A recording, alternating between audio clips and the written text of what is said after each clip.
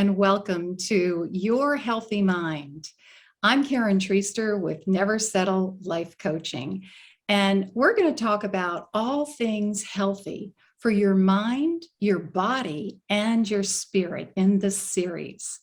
And I'm so excited today. We've got an expert in nutrition who's going to tell you all about what to put in your body for your optimal health, for stress eating or emotional eating, and even the relationship between your gut and your brain. And I can't wait to hear it. It's going to be so interesting because for optimal performance and having the most joy and health in your life, these are all crucial things. So let me introduce our guest today is Fiona Kane, and she is an experienced and award-winning nutritional medicine practitioner. She's a mind-body eating coach and a holistic counselor.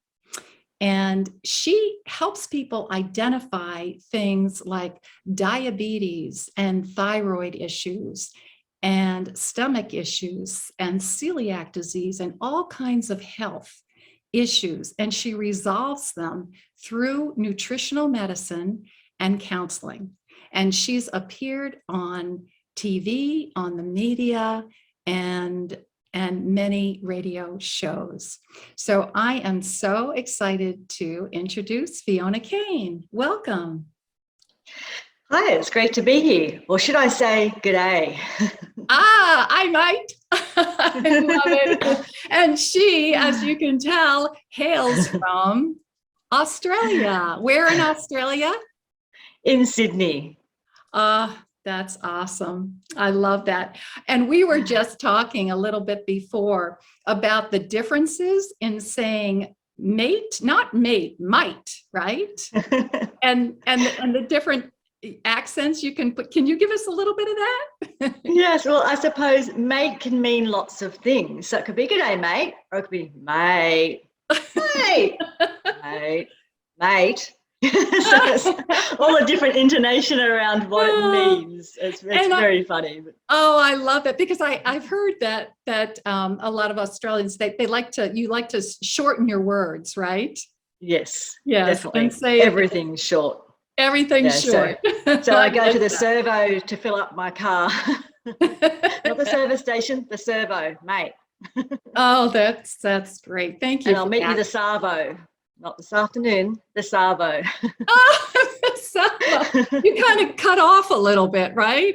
Everything's got a short version. And people's names do as well. If you've got a long name, too bad. It's not going to be a long name. Oh, so that could be easy to pick up then. Yeah, that's great. So tell me a little bit.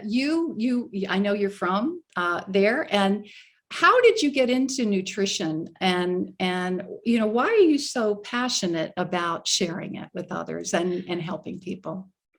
Yes, well, it was a long journey, to be honest. When I was very young, and I'm 50 now, and when I was at school and when I was very young, I had no interest in nutrition whatsoever. I didn't really care about nutrition until my health started to fail, which is a really pretty typical thing. Most of us, right. If it ain't broke, we don't think about fixing it. So we really don't think about our health until we don't have it, many of us.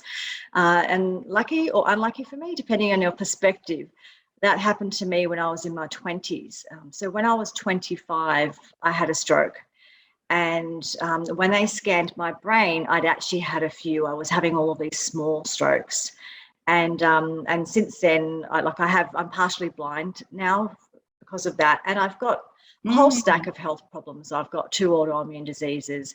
One is Hashimoto, so my weight goes up and down, and I'm very fatigued most of the time, and a whole bunch of things going on. And essentially, that whole experience, it was very frightening, very disempowering. And somewhere along the way, though, I knew that nutrition mattered, and I didn't have a very good handle on that, and I had a very poor diet.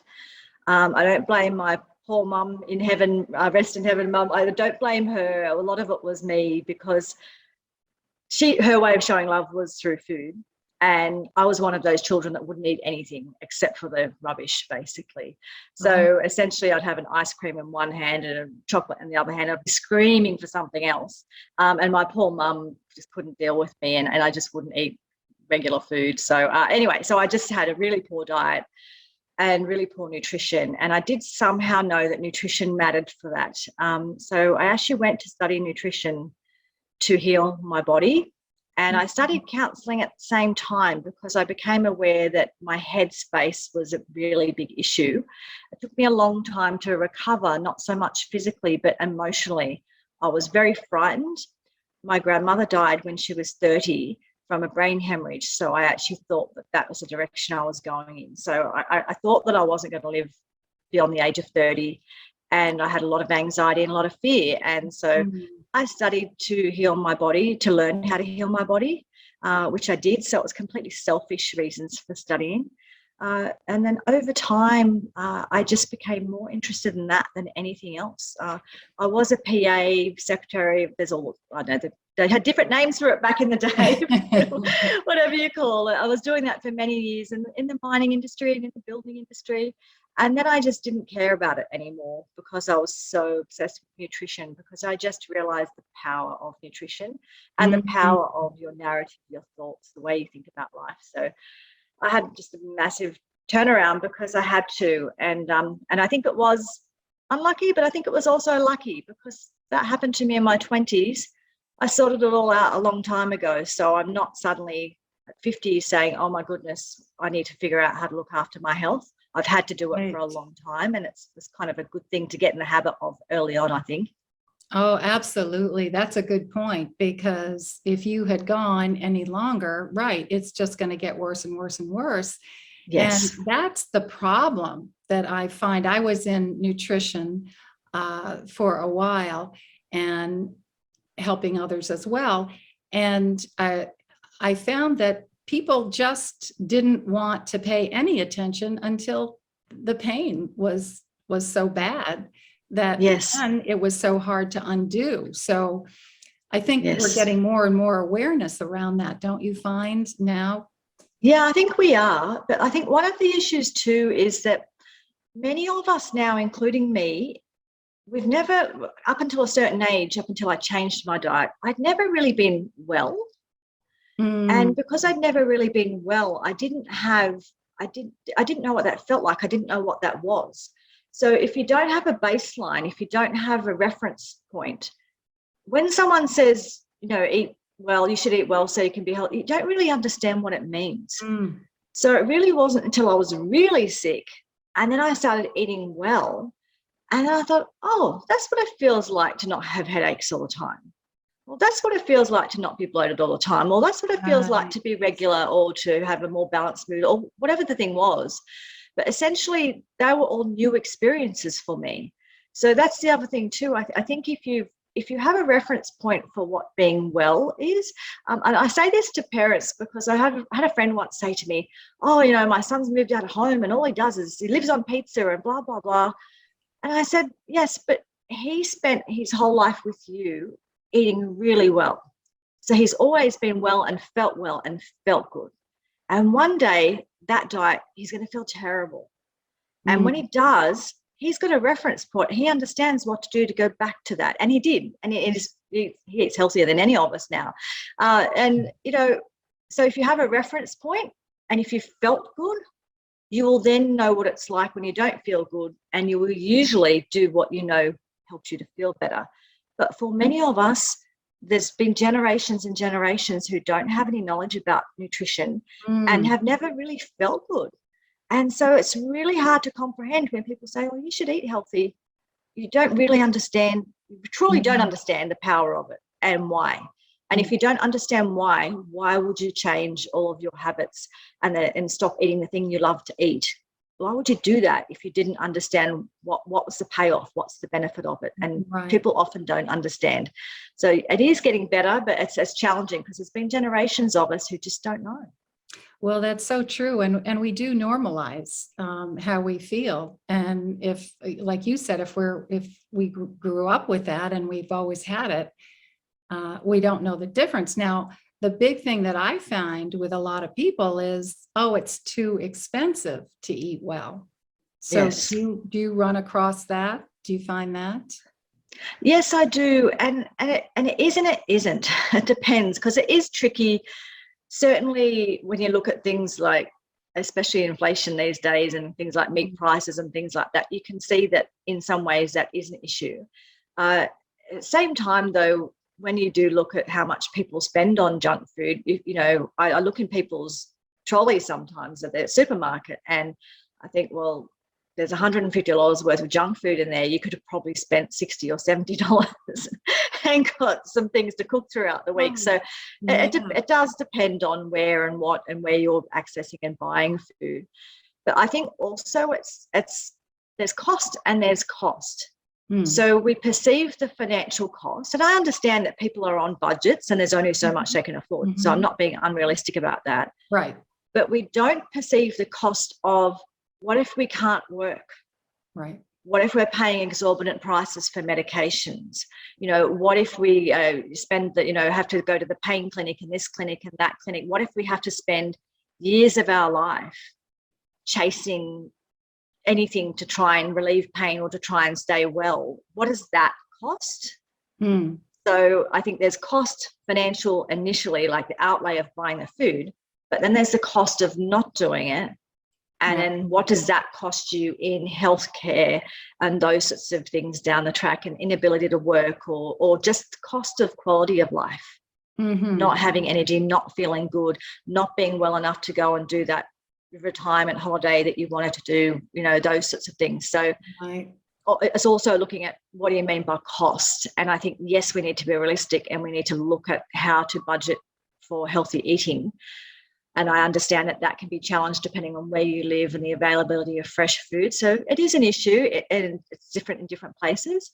But I think we also have to understand the cost down the track. And I think the cost down the track can be huge. So, it's weighing that up and understanding that. As I'm getting older, I can see that. And I see it with more and more people that I know, that they're paying for it now.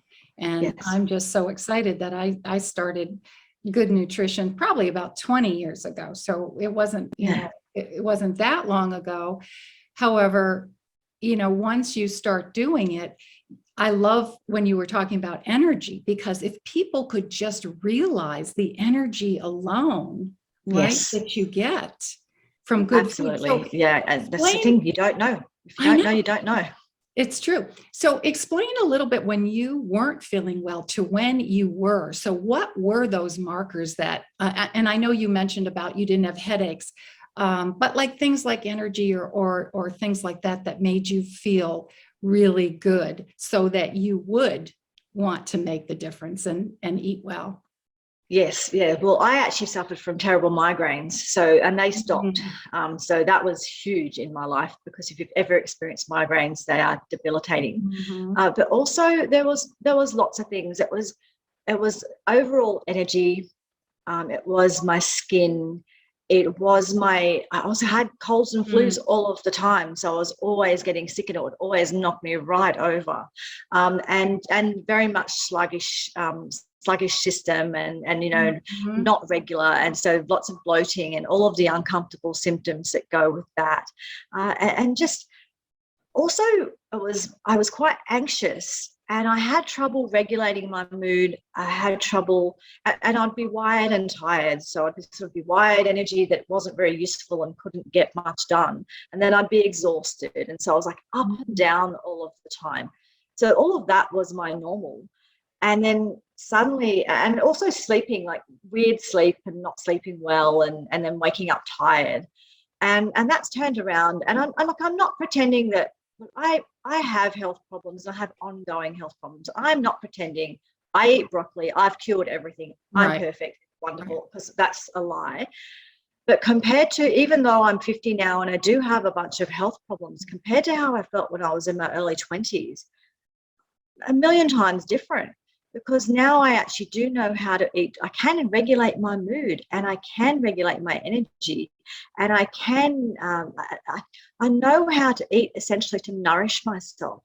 So now I can think about it. And what I do now is I think, what do I need to do today to practice self-care? What does that look like? And Mhm. I think, what am I doing today? And how do I need to feel? And that's actually what informs my choices. So that's what informs what I eat, or whether I go for my walk now or later or whatever I do. But now I know the power of those lifestyle choices. I actually plan for them. But yeah, the way I feel now compared to the way I felt in my early 20s, I couldn't even compare it. And that's someone who's generally not the healthiest, well, healthy as in I've got health problems that are sort of genetic and all sorts of things. But that is, considering all of the challenges I have, I still feel great compared to how I felt when I was in my early 20s. Yeah, so that's really interesting. And what would you say to our audience if they're struggling with anxiety, or they want to be more calm, first of all? Yes. What would you say? What are some things that they could do for that? Yes, so there's a lot you can do. So nutritionally, what you would need to do is, one, make sure that you get some help, or make sure you've got good gut function. Because if you're Mm, having digestive issues, then maybe you're not even absorbing nutrients very well. So one, it's kind of ensure that you sort of do things to heal your gut. So you get help if you need to, but really make sure that your gut is functioning well. But the second thing is, make sure you're eating well. So you have to eat the nutrients, but you also have to absorb them, which is why the gut function matters. But you need to make sure you have protein. You need to have protein with every meal. Now, you can decide whether it's a meat protein or not. I favor meat protein. That works better for me. every meal, Sort of every meal you should have protein? every meal you should Oh, have protein. wow, really? Every meal. Okay. Doesn't have to be enormous amounts of protein. I normally just say that sort of palm to hand size protein. And your palm, your hand. I've got tiny hands. My husband often gives me the same amount as him, and he's way bigger than me. So yeah, it's your palm, your hand. What You does know, the protein do for each meal? How does that help with so it helps in lots of things. So firstly, what it does is protein balances your blood glucose levels. So it helps you feel smooth and just a calm energy and not hungry to your next meal. So you stay fuller for longer, and you just maintain this sort of lovely, nice energy for several hours until your next meal. Without protein in a meal, you tend to crash just half an hour after the meal or something like that. So it essentially stops that crash and makes you feel really, really just the energy really stable until your next meal. But the other thing that is really important is protein is made from a whole bunch of amino acids.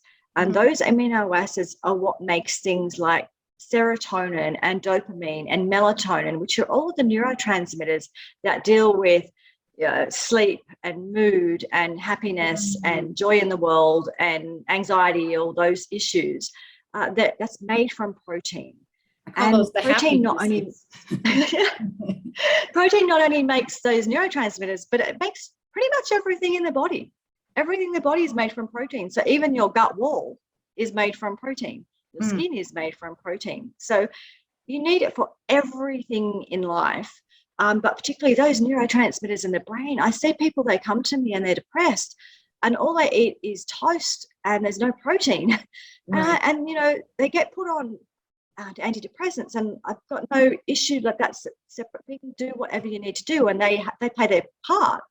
But to do that without even looking at your diet first, it's like, well, actually eat protein, because that's what you need to make neurotransmitters.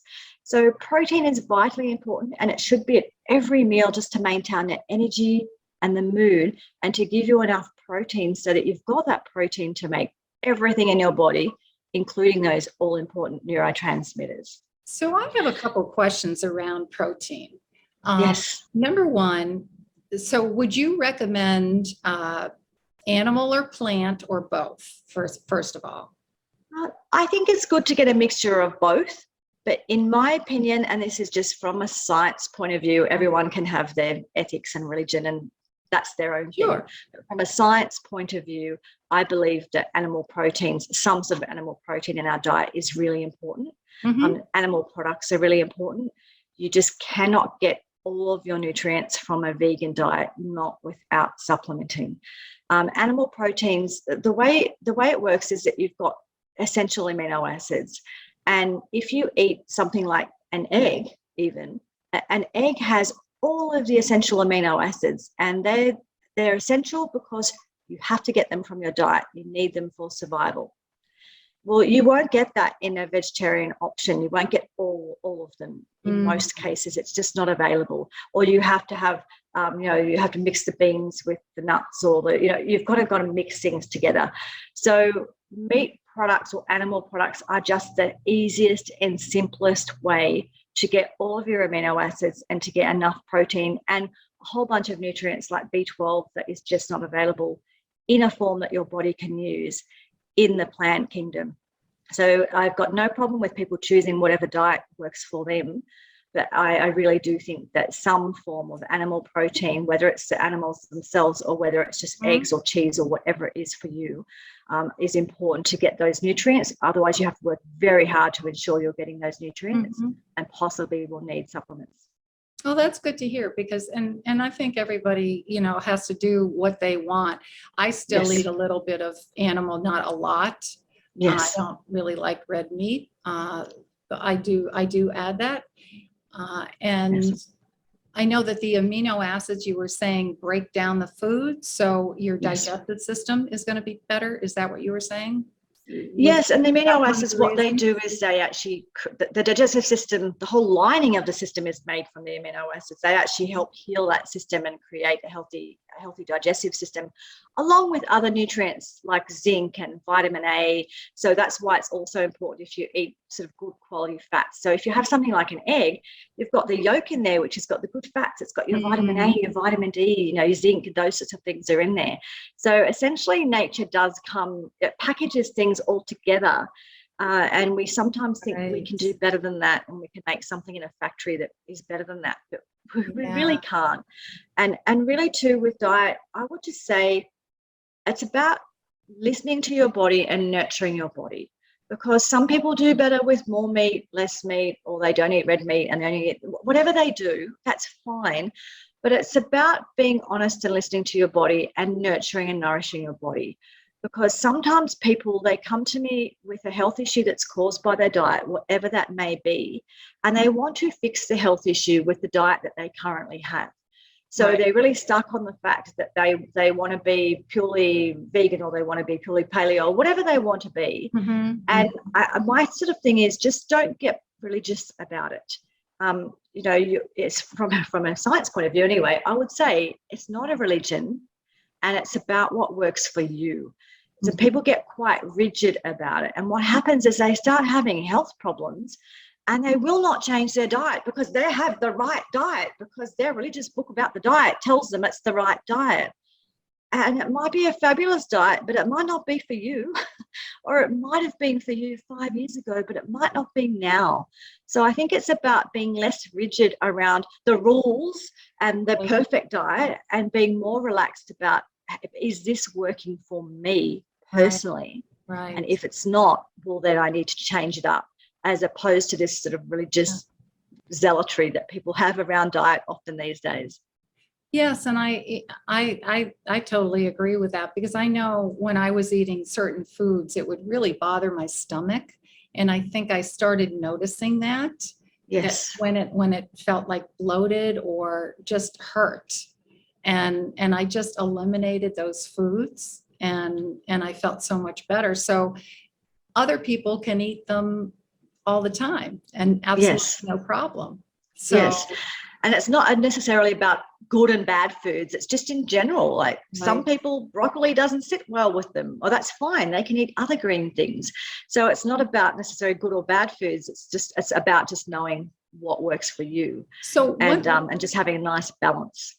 Right. One more question about the protein, because I know that you can eat too much protein too. And my last figure I remember was somewhere around 30 to 35 grams. Is that right? Or is that not right? Yeah. So you can have too much, and too much would be a lot. So too much would be, for most people, would be if they're eating over 200 grams or more a Oh day. my gosh, wow. And so for Okay. most people, and this is it's a very general answer because of course we're different weights, different sizes.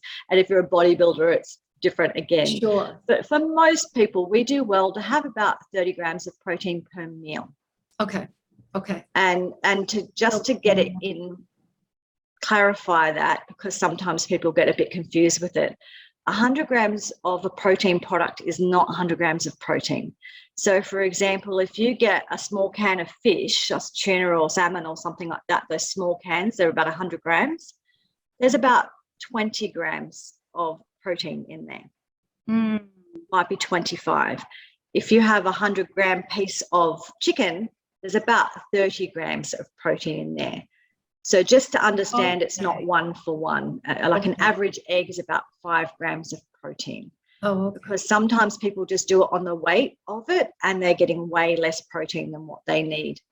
Right. About 30 grams sits well for most people. Right.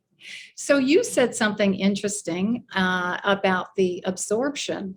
And so the saying that people always hear, you are what you eat. What would you say to that? Yeah, you are what you absorb. I love that. It's more true. It's so true. But how do you know? So one way to know that it's getting absorbed better is through protein. Are there any other things that you can do to? Yes, so there's several things you can do. So your clue that it's not would be any digestive issues. So if you're running to the bathroom 5 minutes after you eat and everything goes straight through you, there's a real clue there that you're not absorbing your nutrients. But you also might not be absorbing if you're having lots of reflux and lots of like indigestion after you eat. So essentially there's a couple of things that you can do. So one is making sure that your meals are balanced. So there should be protein, but also balance that out with your veggies. Your veggies are really, really important. They're a source of fiber and there's nutrients in there and they feed your microbiome, which is also really important. So it's balancing it out and making sure there's some good fats on that plate as well. If you're eating some sort of meat or fish, it would probably be part of that. But otherwise, you'll get your good fats in your avocado or in your olive oil or in your eggs or your butter or dairy, if that sits well for your body. So it's just essentially making sure you've got that balance of good fats, protein, and loads of veggies. So first of all, it's that. But secondly, it's also how you eat. So when we look at studies, so one of the most studied diets in the world is the Mediterranean diet. And as nutritionists, we get very hung up on how much olive oil was in there or how much broccoli or whatever it is. And while that's important, what we miss is the lifestyle of the people who were eating the Mediterranean diet who were so healthy. And they lived in a village in Italy, right on the coast. So they ate, everything was local. They either grew it in their backyard or they caught the fish outside the door. They had very physical lives, as in they were farming or they were fishing or they were walking around their village, and they were very connected to their community. They're a community where as you get older, you maintain your value in that community just as much as anyone else, and actually you become the wise elder person as opposed to someone off in a nursing home that no one cares about. So it's really important to understand that in those studies, the people were connected in their community. They were exercising all of the time as just part of their normal life. They ate really healthy food, but also they didn't eat a whole bunch of junk food in between that. They weren't grazing all day. They were poor farmers actually, and they were quite busy with their fields and farms.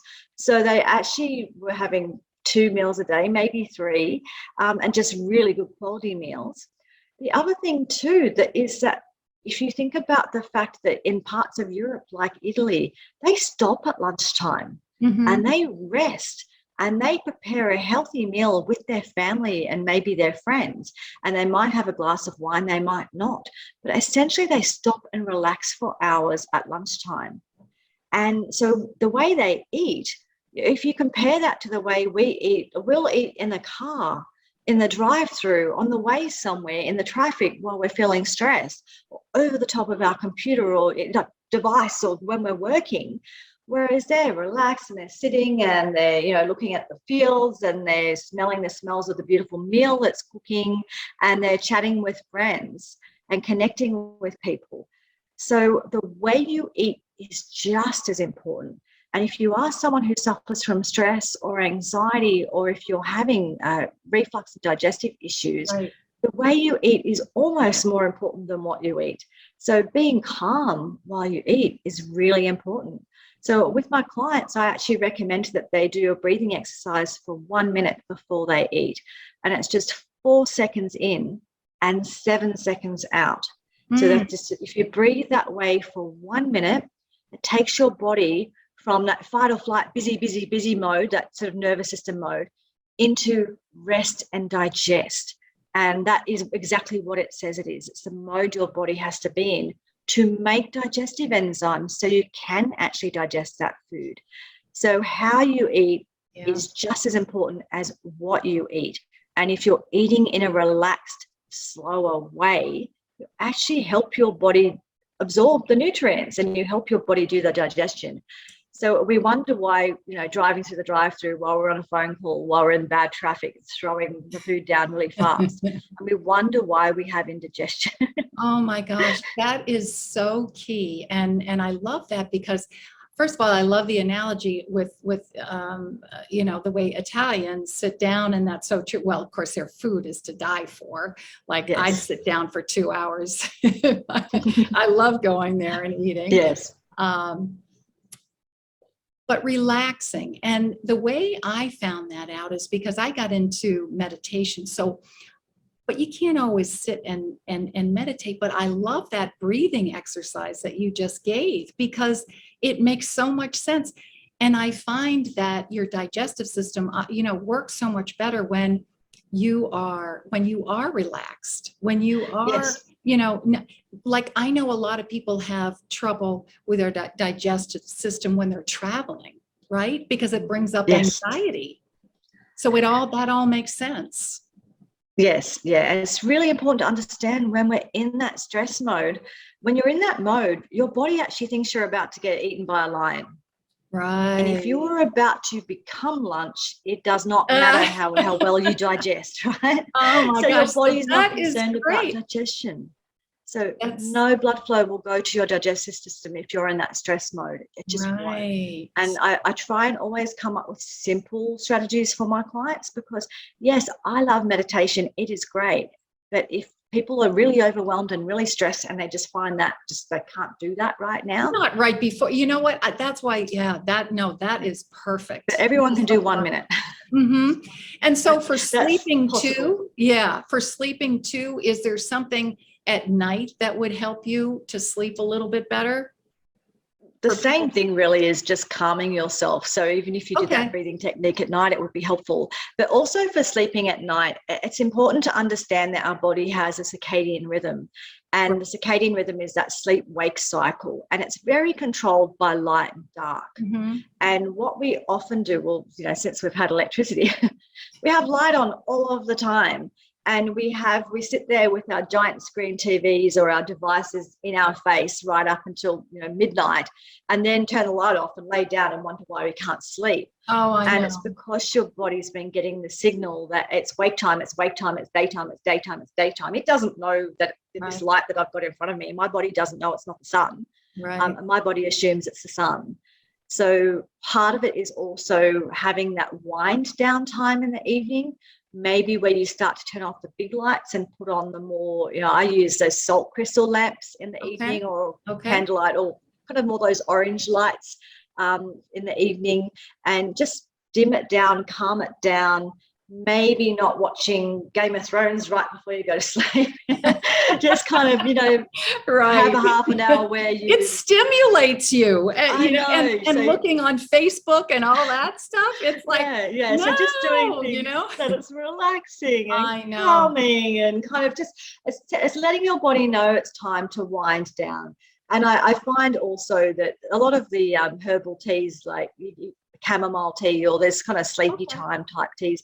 They can be quite good as well. So it might be after dinner, then you have a sleepy time tea, and you might watch your favorite show or whatever, but then you might just go and read a book or just listen to some music, but you just sort of dim it down, calm it down. You're essentially letting your body know, because we used to get that, in the evening, you get the afternoon, the light would start to go, the twilight, and you slowly got this message in your body that it was, it was time to go to sleep, but we don't get that now. And often the other end of it too is going outside in the daytime and actually getting some sunlight. It doesn't have to be sunbaking for hours, but just 10 minutes in the sun without your sunglasses on, so that you can get natural light into your eyes during the day, because that sleep hormone is made. You need both. You need the dark. I always and you need wear the my light. sunglasses. So should I take them off for a little bit? Yeah, take them off just for a few minutes. I'm not telling you to go out and look into the sun or Florida. anything silly like that. But literally just be outside without your sunglasses, without sunscreen and all of that. Look, and I've just been to the skin cancer clinic. I just had a biopsy taken on my head. So I'm not telling people to go and sunbake for hours in the sun and any of that. But just, 10 minutes in the sun and often like early morning, late, depends where you are, just 10 minutes in the sun without your sunglasses on. Also, you're going to get that vitamin D through your skin. Yes. Yeah. It's important you get that from the sun, but you'll also get that stimulation, because your body, to make melatonin, you need light in the day and you need light to come into your eyes. And melatonin is your sleep hormone. Wow. So throughout the day, you get the light, and it starts to kind of make it ready for the evening. And then the evening, when it becomes dark, that's when your body knows to really pump it out now, because it's time for sleep. So if you don't get both, then often you can't sleep. And that's why people who do shift work have such a hard time with it, because it just destroys your circadian rhythm. Your body doesn't know if it's daytime, if it's nighttime, should I be awake, should I be asleep? And it gets very confused. So, these are fabulous tips. So one more question, how does this relate to your brain? So during the day, if somebody is eating well, how is that going to help you to function at work or whatever you're doing to perform optimally? Yeah, so several things. So one, as I was talking about before, it's going to maintain your energy levels throughout the day. So if you have a nice balanced meal with your protein and your veggies and your healthy fats, that just keeps you really nice and balanced. So your mood is stable, your energy is stable. So the starting point is that. So rather than when you eat just junk food all day, or you kind of eat even just things like if you just have cereal and bread and this and that, and there's no protein, you kind of have these ups and downs all day. So instead of having the ups and downs, you have just smooth energy, smooth mood.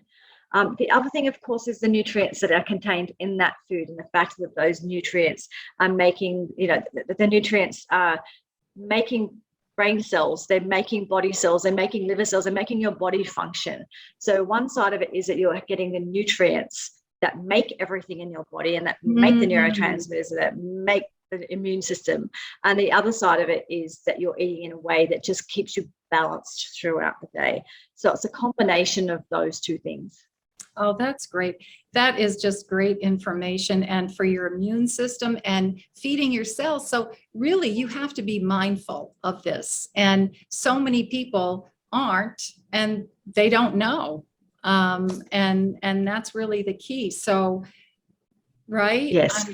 Exactly. And not just feeding yourself. I always remember this. You have to feed your body, and you have to feed yourself, but you also have to feed your microbiome, which is all those bugs that you've got. What is microbiome for a lot of people? Yeah, so your microbiome is basically all the mixture of bugs and fungi and all sorts of interesting things that live on your body. And we have several microbiomes, like we have a skin microbiome. But for the purposes of this, I'm talking about the gut microbiome. And so there's all sorts of bacteria and things in your gut. And they have a particular job, so lots of jobs, but they do things like a lot of your serotonin, I think about 70% is actually made in the gut. So serotonin being that sort of mood enhancing, the thing that makes you feel happy, right. A lot of it's made in the gut. But those gut bugs also, they will do things like they help you absorb and digest that food. They help make digestive enzymes so that you can break down that food. So they allow you to actually use those nutrients that you absorb, that you eat. They also are very much involved in your immune function. So your big part of your immune function is down to those microbes, those bacteria that you have in your gut.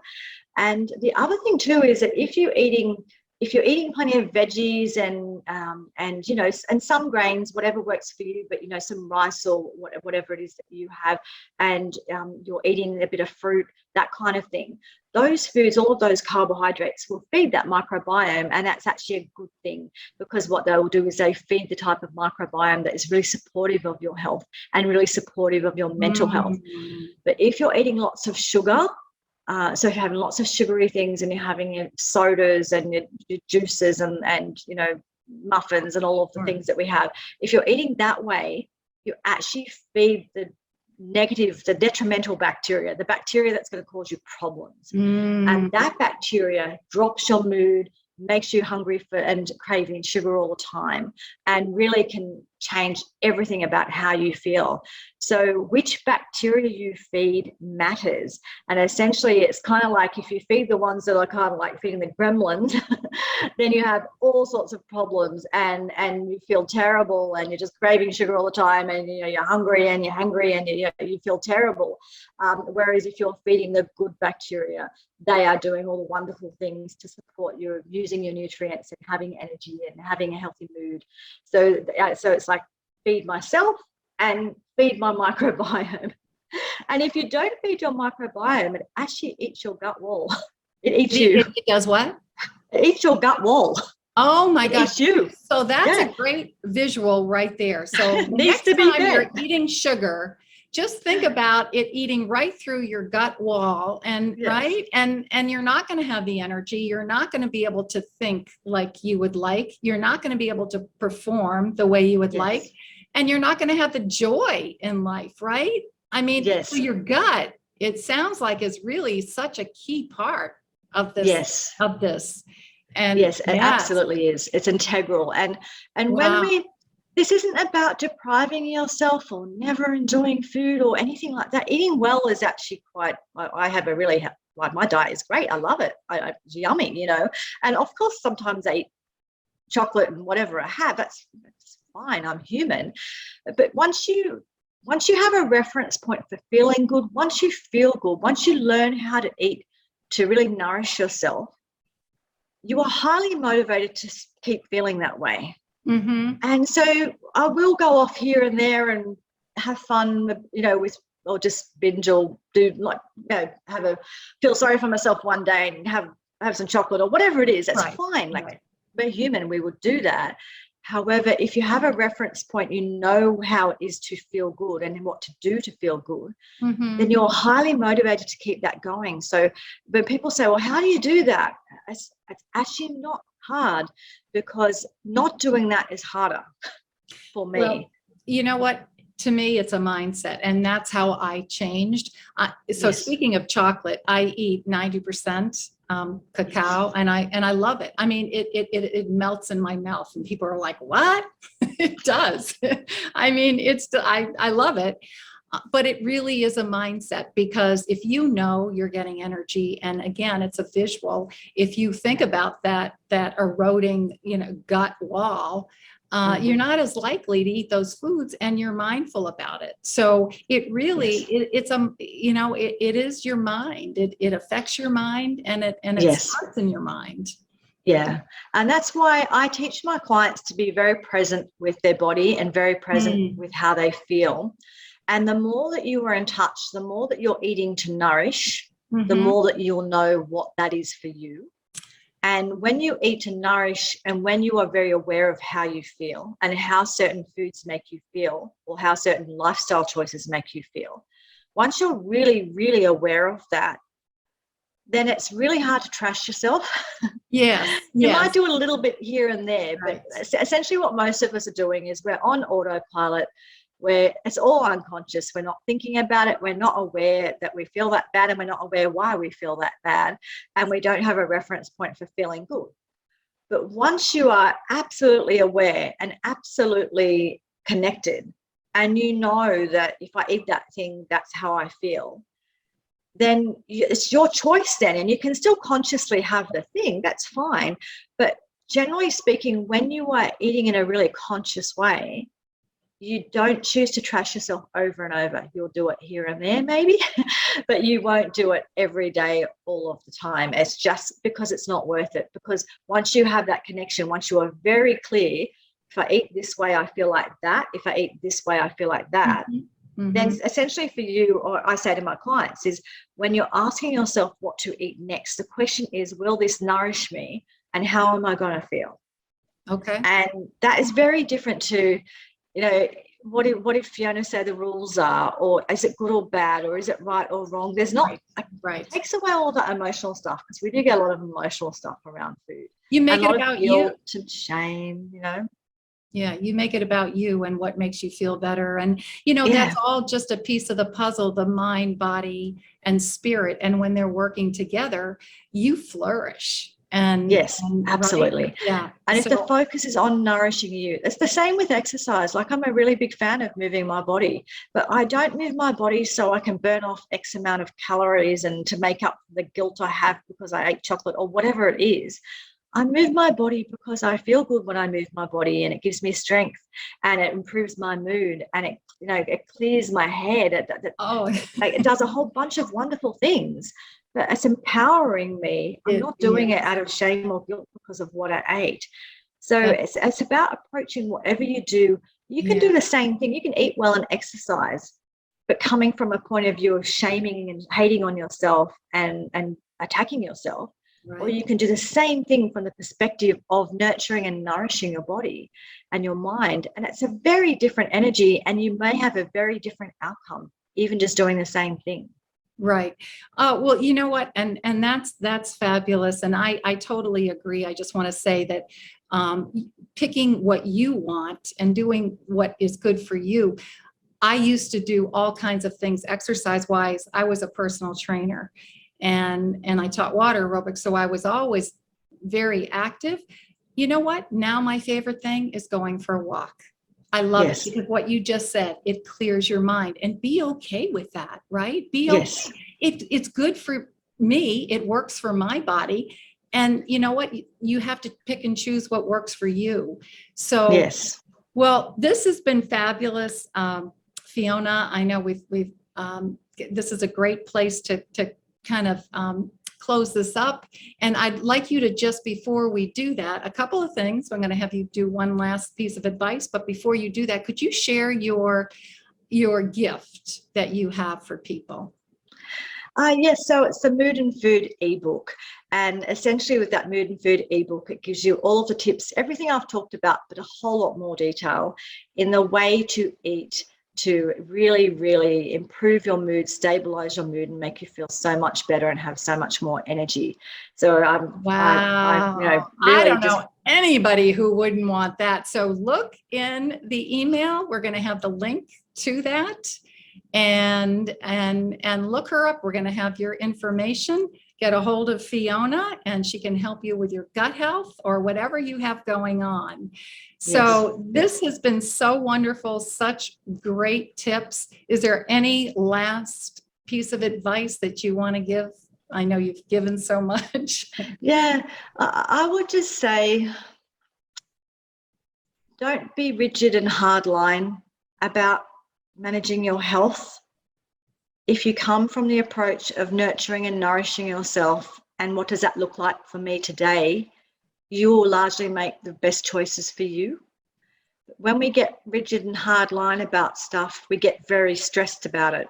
And if you're approaching your health and your diet and your lifestyle from a stressed perspective, that undermines the whole thing.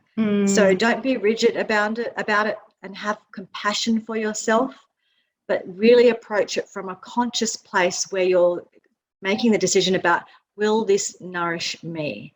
And if we do it from that place and not from a stressed or rigid place, it works a whole lot better for us.